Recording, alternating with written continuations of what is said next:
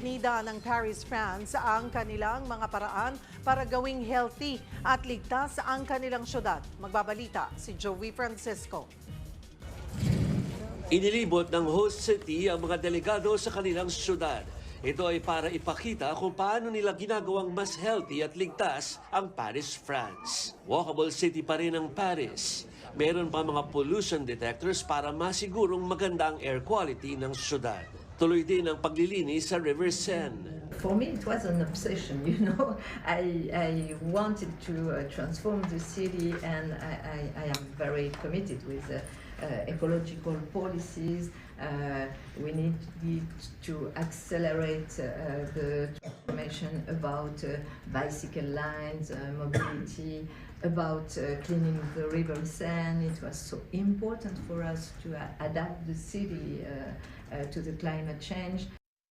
Ang Healthy City Summit ay pagkakataon para sa 74 member cities na maibahagi ang mga programa nila kontra non-communicable diseases at mga sakuna. Hindi nagpahuli ang Team Quezon City ng Pilipinas, ibinida nila ang tuloy-tuloy na pagsusulong ng kanilang Calorie Count Ordinance.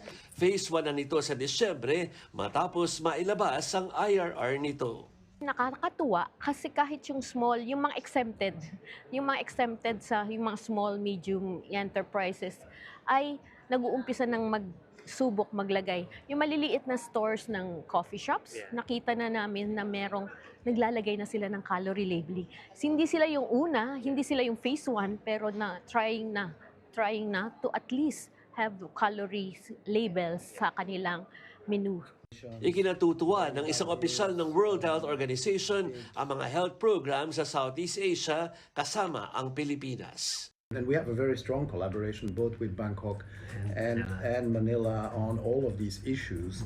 Of course, they are mega cities, large populations, very diverse, big inequality. So it is not like you can change things overnight, but there are solid approaches taking place in both of these cities and in many other cities in the region.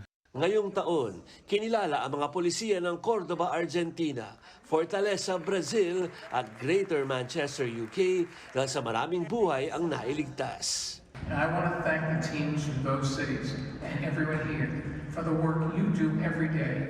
It really is helping to save and improve an awful lot of lives. And even with everything going on in the world, that should put a smile on your face today. Nag-uulat mula sa Paris, France, Joey Francisco para sa 1PH.